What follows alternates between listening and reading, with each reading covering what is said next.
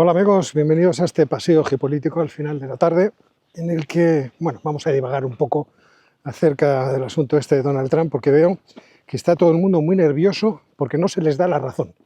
Y no se les da la razón por las dos partes.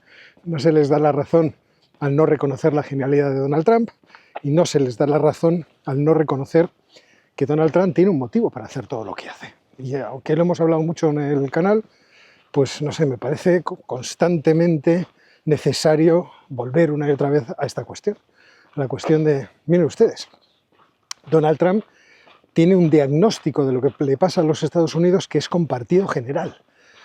No se puede decir que la gente esté en desacuerdo con el diagnóstico que se hace de la posición de Estados Unidos y sobre todo del ascenso de China.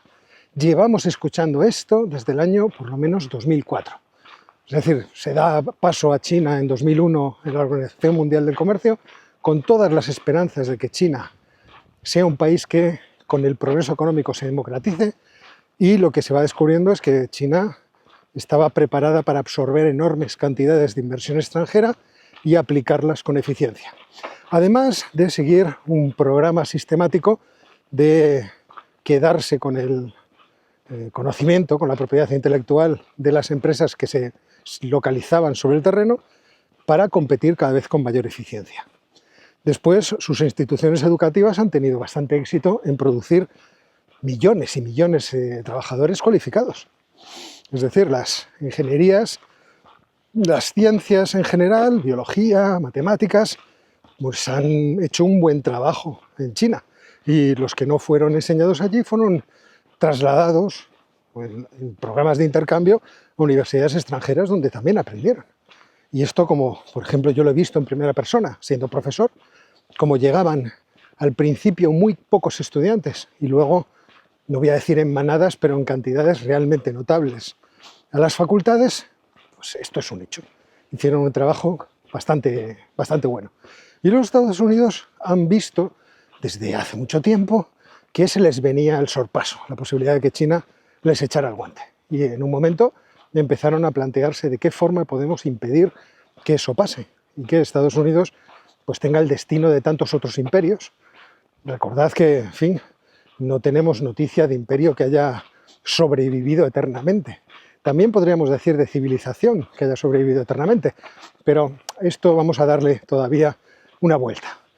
Y desde ese punto de vista, ¿quién se extraña de que los Estados Unidos quieran ahora cerrarle el paso a China? Y cerrarle el paso en todo lo que puedan. Ya hemos argumentado muchas veces en el canal la necesidad que tiene Estados Unidos del comercio internacional con las zonas más prósperas. En principio con la Unión Europea y ahora de forma creciente con el sudeste asiático, porque es la región más prometedora.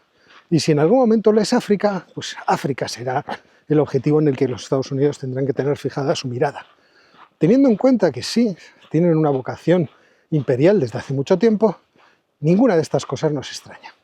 Por lo tanto, era muy probable que viéramos cómo se cierran los mercados de la tecnología, porque la tecnología es un desequilibrante ahora potentísimo. Aquel que domina la tecnología tiene una posibilidad de superar a sus adversarios en muchas facetas distintas, además de ganar mucho dinero con ello. Pero existe también esa derivada de puramente poder. Y por otra parte, tratar de tener dentro de sus fronteras la producción de aquellas cosas que son críticas para la supervivencia de la sociedad. Los estados tienen esa lógica, no me la invento yo, ni se la inventa Donald Trump. Entonces, pensar que la industria farmacéutica tiene que estar instalada de forma importante dentro de Estados Unidos, pues tiene sentido.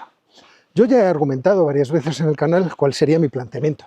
Yo entiendo que fue inteligente la posición de tener un acuerdo de libre comercio con Canadá y con México, que el propio Donald Trump se encargó de volver a reformular, y el NAFTA se convirtió en el USMCA. Bueno, no le satisface ahora, puede cambiarlo efectivamente, pero es bueno tener cerca de tus fronteras esas producciones que son críticas o especialmente estratégicas y relevantes. Hasta aquí yo creo que no hay una gran disonancia entre las opiniones de unos y otros, a excepción de los chinos, que estarán pensando, oiga, pero es que es a mí a quien se le quiere cortar el paso y es a mí a quien se le quiere hurtar la posibilidad de seguir creciendo y seguir teniendo fuerza y ocupar una posición de privilegio dentro del panorama o del concierto de las naciones. Evidentemente, tienen todo el derecho a quejarse porque es así. Ya veremos cómo el ascenso de la India también suscitará los resquemores de la propia China y incluso, podemos decir, de los Estados Unidos. Pasa que a la India le queda un poco más atrás mano, pero la India también intentará tener su presencia y su influencia dentro del sudeste asiático, sin ninguna duda. Por otra parte, hay otro diagnóstico que también hemos hecho en el canal varias veces. ¿Este es un buen momento para hacerlo? Igual que Vladimir Putin se preguntó, ¿este es un buen momento para atacar Ucrania? ¿Es un buen momento para los Estados Unidos para atacar a China? También hemos argumentado en el canal que sí, es un buen momento. Es un buen momento por la crisis inmobiliaria y financiera de China. Es un buen momento porque China todavía no ha adquirido una preeminencia en términos tecnológicos. Estados Unidos sigue teniendo la capacidad de liderar el diseño tecnológico del futuro, aunque China le va comiendo terreno a pasos muy importantes, cosa que también es normal. Los chinos están en la producción de tantas cosas que por fuerza son los que atisban también el progreso de esa producción. Por otra parte, Rusia está debilitada por la guerra en Ucrania. Ya hemos visto cómo van reduciéndose sus avances territoriales en Ucrania y tenemos a la Unión Europea muy debilitada por el incremento del precio de la energía y también por su empeño en ser reguladores de todo, burocráticos en todo y por lo tanto tienen esa tendencia a coartar la libre iniciativa, que yo creo que es una cuestión muy peligrosa. Entonces, efectivamente, ¿por qué no lanzar un ataque Urbi et Orbi hacia todo el mundo por parte de los Estados Unidos? Si es que tiene posibilidades de salir bien. Todo esto lo hemos dicho en el canal. Incluso, yo he dicho algo más, es que yo me alegraba de que los Estados Unidos se pusieran en modo killer. ¿Por qué? Porque eso debía forzar una reacción de la Unión Europea. ¿Qué es lo que nos falta a nosotros? También lo he argumentado en el canal. Dimensión. Nosotros no tenemos dimensión para competir con el resto. Y esa dimensión es lo que le facilitaría a la Unión Europea tener fuerza y tener un ejército y una armada que pudieran defender los intereses económicos de la Unión Europea.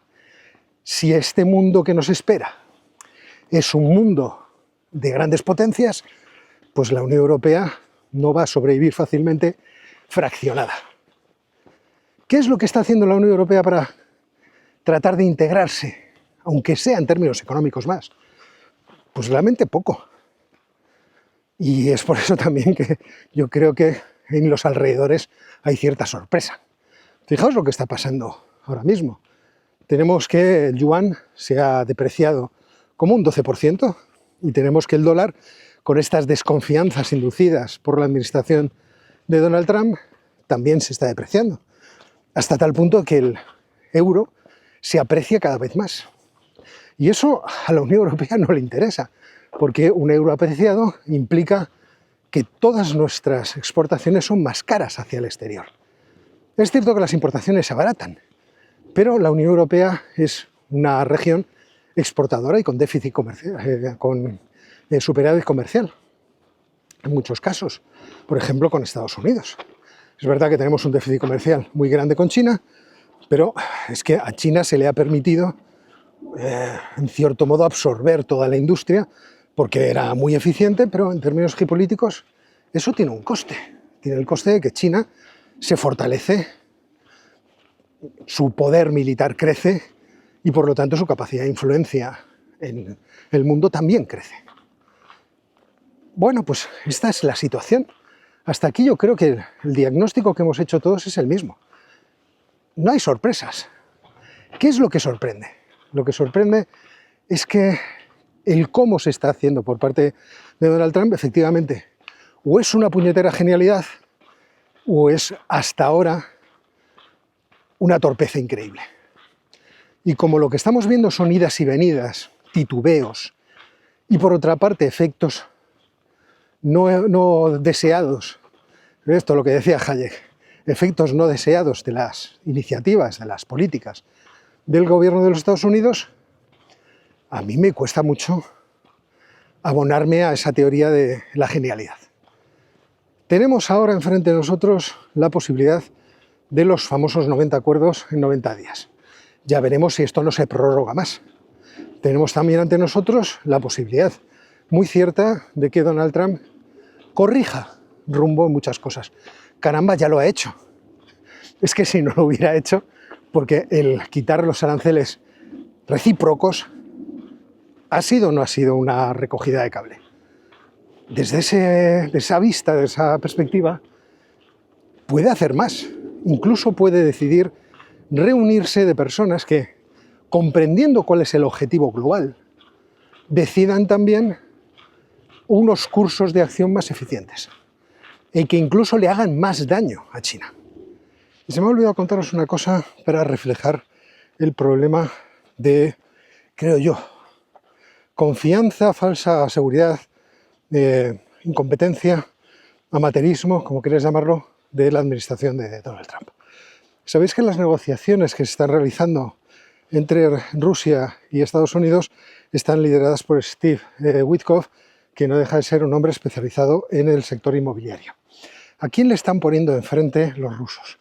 Ya vimos que en la primera ronda puso Rusia a un viejo experto en la diplomacia rusa y además metió de por medio también a Kirill Dmitriev, que es el que dirige el Fondo Soberano de Rusia. Pero es que en la última reunión en Riad apareció un viejísimo conocido del espionaje ruso que se llama Sergei Beseda. Sergei Beseda fue el responsable de la sección 5, o de la quinta sección del FSB, es decir, del Servicio de Inteligencia Interior de Rusia. Beseda es un viejísimo conocido nuestro porque estuvo en la agitación, en el Agitprop 2014 en Ucrania. Es decir, uno de los responsables de agitar en el Donbass fue este responsable del FSB. Después de la invasión rusa de Ucrania y del chasco de no tomar Kiev, se corrieron rumores, podéis buscarlo en internet, Beseda con B, de que a este hombre se le había purgado y metido en la cárcel. No se supo mucho más de él y el otro día reapareció en el Hotel Carlton, me parece que era de Riyadh, al frente de las negociaciones. Es decir, mientras que Rusia pone delante de estas negociaciones a perros de presa, lo que tenemos es que los demás, ¿qué hacen? Poner a gente que no ha tenido realmente experiencia en estas cosas. Bueno, pues guardadlo en el disco duro. Por otra parte, hay efectos no deseados que aún no hemos visto cómo se van a desarrollar, pero que ya empiezan a asomar la patita. Si China decidiera atacar Taiwán, ¿qué herramientas de presión tendrían los Estados Unidos, aparte de la militar? Tengamos en cuenta que la militar sería muy complicada. China está a un escupitajo de Taiwán y los Estados Unidos están a miles de kilómetros. Esa guerra, muchos expertos afirman que es una guerra perdida de antemano. ¿Qué otras vías de hacerle daño a China tendría Estados Unidos? Obviamente la vía económica, la coerción económica. Pero ¿qué sanciones le puedes meter a un país con el que has decidido no comerciar? Es decir, puedes intentar ahora presionar al resto de tus socios para que hagan sanciones económicas y también se pongan en situación de embargo respecto de China, lo cual, imaginaos, para lo que es las cadenas de montaje universales, esas que llamamos cadenas de suministro, sería aterrador. Y tendríamos un choque de oferta brutal por todo el mundo y una contracción económica a nivel mundial de la pera. Pero imaginemos que lograran convencerles. China ya está en una situación en que se le está empujando contra una pared. Eso no es un incentivo para atacar Taiwán. ¿No está provocando Donald Trump una situación que puede escalar en contra de los propios intereses de Estados Unidos? Recordemos que TSMC no ha trasladado toda su industria a Estados Unidos. Una buena forma de hacerse con la industria de semiconductores para China sería absorber Taiwán. Ahí existe una gran cantidad de conocimiento acumulado. ¿Qué es lo que harían los Estados Unidos? Bombardear las instalaciones de TSMC, secuestrar a los científicos de TSMC. Reconoced conmigo que la situación puede complicarse mucho en esta dimensión un tanto suicida que ha planteado Donald Trump para conseguir sus objetivos. Cuando uno se instala en estos maximalismos, pues efectivamente tiene que haber medido muy bien qué puede ocurrir. Y yo no lo veo. O sea, es cierto, como me decís algunos, que ¿quién soy yo?